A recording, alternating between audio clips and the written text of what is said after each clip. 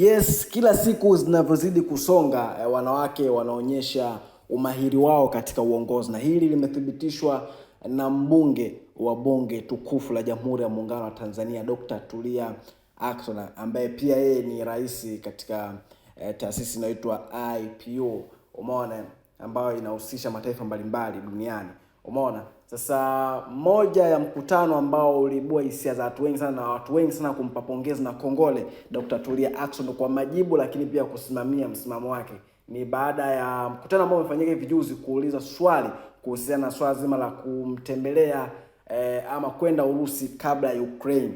Umeona, alijibu kwa fakti sana kiasi cha kwamba watu wengi walimpongeza, lakini pia kutokana na hivyo umeonyesha kwamba yes, wanawake wana kitu fulani ambacho wanaweza, umeona, kwa sababu ameongea mbele ya watu ambao wazungu wamejazana pale mbele, lakini ameweza kuongea kwa uhodari mkubwa sana, umeona. Kwa hivyo nimekuwekea hiyo video ambayo inaonyesha akimjibu yule ambaye alimuuliza hilo swali, umeona, lakini pia ipo na tafsiri yake, kwa utaweza kuelewa mwanzo mpaka mwisho. Jina langu ni Kashimel Chapo, endelea kuwa na Bongo 5 TV. Madam President, I would like to ask you about your last trip to Russia. What did you feel when shaking hands with the war criminal Putin from a terrorist regime in Russia? What especially mandated you, who especially mandated you to represent the IPU, and what benefit did this visit bring to democracy and not to Russian propaganda? Do you agree that your visit to Russia before visiting victim country Ukraine was a mistake, and do you regret it? Thank you. Lithuania asked specific questions. Who mandated you to visit Russia? Why not Ukraine first? The letters were sent out, dear colleagues.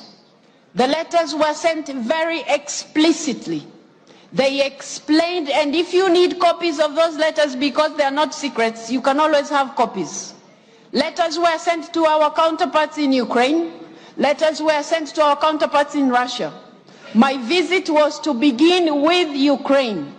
Ukraine responded the dates that we were ready to visit them.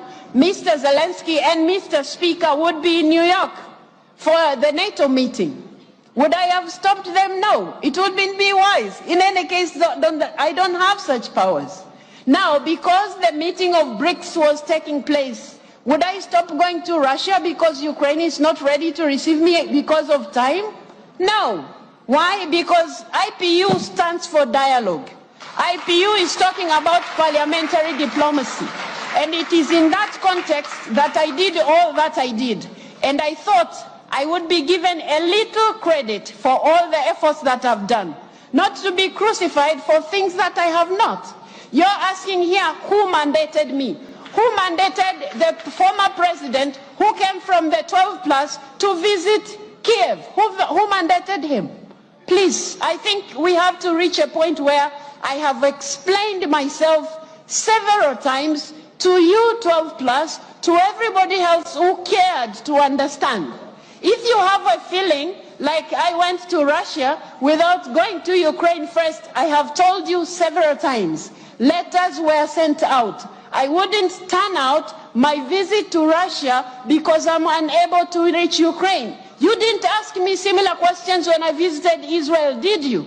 You didn't ask me similar questions when I visited Palestine, did you? You're not going to ask me similar questions when I visit Sudan. You're not going to ask me similar questions when I visit other places. I think, colleagues, let's have trust. You have elected a president who is supposed to deliver to her mandate. You have elected a president who is supposed to deliver to her mandate, and I think you are dealing with me unjustifiably, which is not fair to anybody. The questions that you have been raising, I have responded them to the best of my knowledge and to the best of my objectivity in all this matter.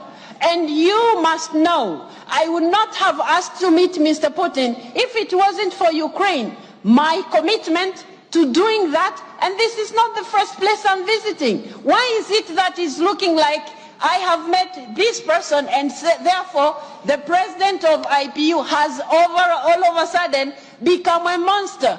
Please treat me with dignity the same way I am treating you with dignity.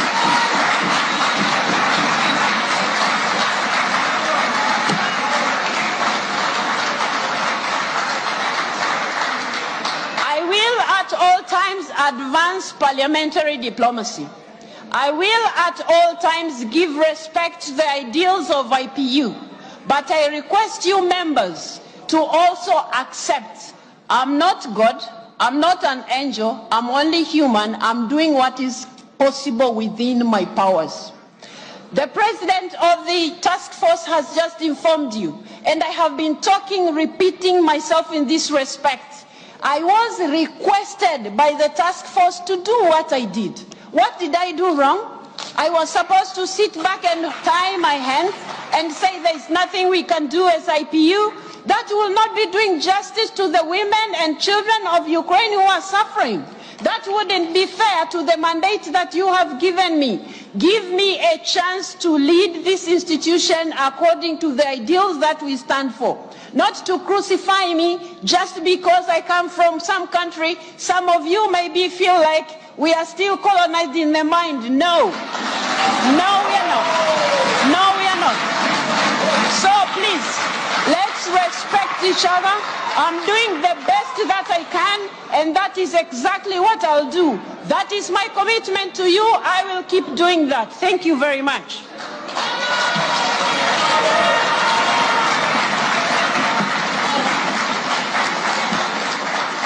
Уважаемая госпожа Эксон, прежде всего хотел бы вас поблагодарить за то, что вы сочли возможным приехать на парламентский форум БРИКС. Хочу отметить, что в нем принимают участие 400 делегатов из 18 стран мира, и это, безусловно, говорит о том, что